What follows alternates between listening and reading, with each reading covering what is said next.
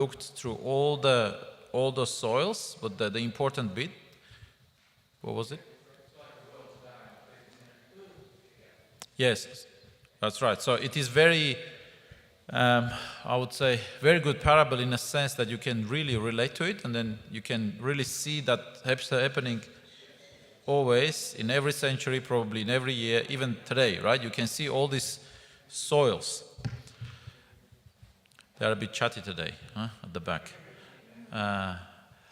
Okay, so what we said also last time, that those parables, especially the parable of the sower, it's really what's happening, right? It's like how people respond to the gospel message. But there was one thing that I mentioned a couple of times last time that was very important not to miss. Do you remember what was it or no? Maybe not, but if you don't, I'll just remind you. That was the point I was trying to make, that none of the soils, besides the good one, had any fruit, produced any fruit, right? Because all of them, they had the seed, okay? The sower threw the seed. Some of them, the birds took away straight away. The others started to grow a little bit. But then, at the end, none of the soils, besides the good one, besides the good soil, produced any fruit. So, in a sense, you can say, if you look at the fruit, or if the fruit is available, or the fruit is there, if any soil bears fruit, you can really say what kind of soil is it. If there is any fruit, then it's a good soil. If no fruit, then it's one of those soils. Right, so either on the path, either on rocky ground, or in the bush, and the kind of thorns. So this is important point, and while I'm emphasizing this, because you remember there was one thing that Jesus said when he explained the parable of the sower. I think this is important, and sometimes we miss it. When disciples asked, "Can you please explain us the parable of the sower?" And Jesus said, you don't understand this parable? How are you going to understand the others? Right? So this is an interesting point. So I think what Jesus was trying to say there is that this parable is actually, if you understand it, it can help you understand the others as well. Because he said, if you don't understand this, how are you going to understand the others? Right? So the opposite of this one, if you understand that, it will help you to understand the others as well. Right? So I think that's why this parable comes first in the Gospel of Mark. And then you can see the parables of the kingdom that we're going to talk about today. Those come right after that parable. And if you understand the parable of the sower properly, what it says, we will understand, in my mind, in my opinion, we can understand the other parables also. So, let's read the first one. So, Mark 4:21-23. It says, "And he said to them," this is just after the parable of the sower, right, in the Gospel of Mark. "And he said to them, is a lamb brought into the inn to put under a basket, or under a bed, or not on a stand?" It's a question.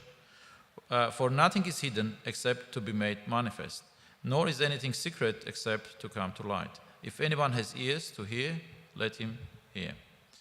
I love how Mark kind of gives only small bits, like most important bits, right? We're going to look at the Matthew's Gospel now, Matthew 5. Matthew expands a bit on this parable, but Mark puts only the summary, right? The couple of sentences, just like a core point.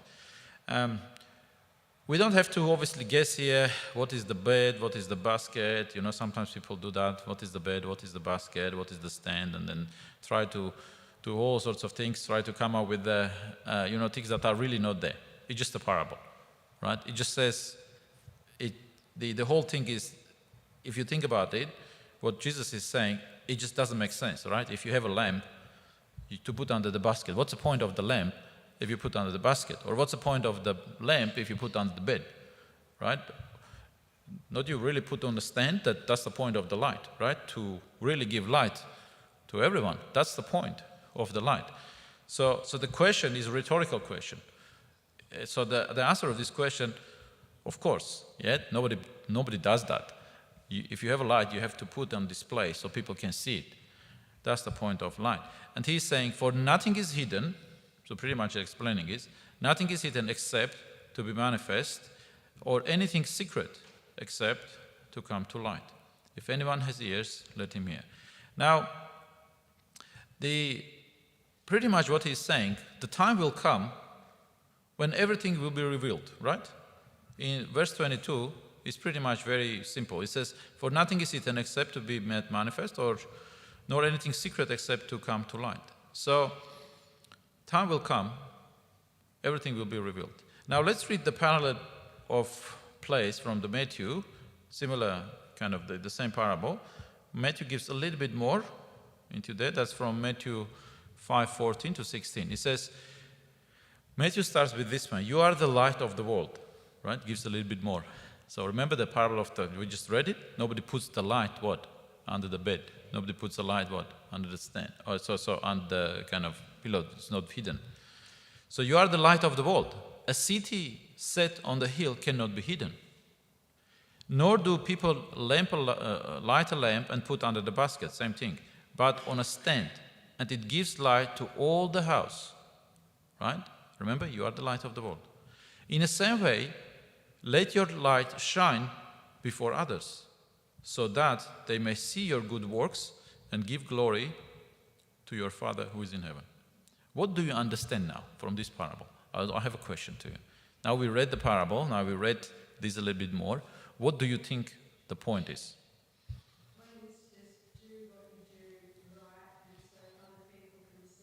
Exactly, yes. Yes.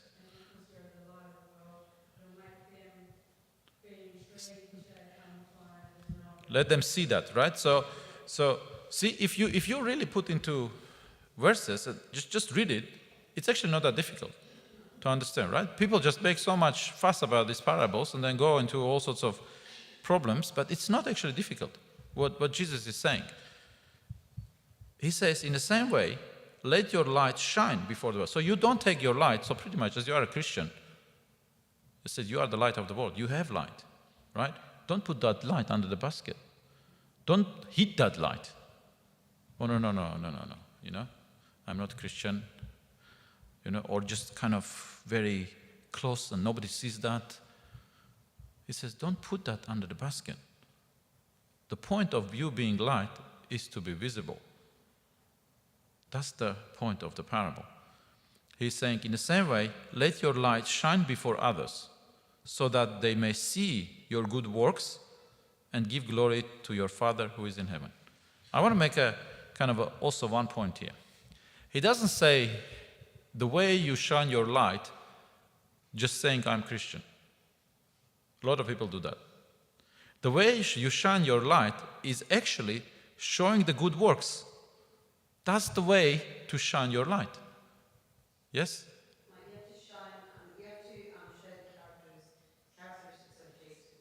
Yes, you have to do exactly. So he says, let your light shine before the others, so that they may see what see? See your good works and give glory to your Father who is in heaven. Okay? So the point again, two key points here. One, you don't put light under the basket that no one can see. Second, the point of the light is not just say that I'm Christian, but actually show that you are Christian. And the way you show it, by your good works, he says.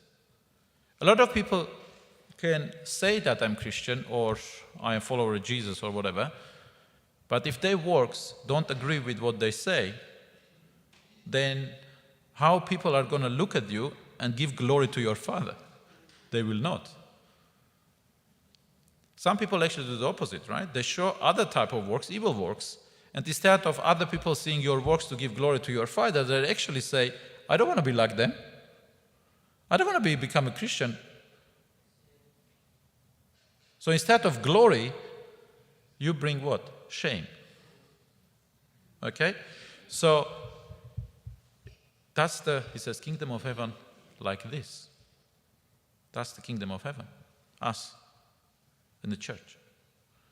Don't put your light under the basket, but show it through your good works, so people can see it and give glory to your Father.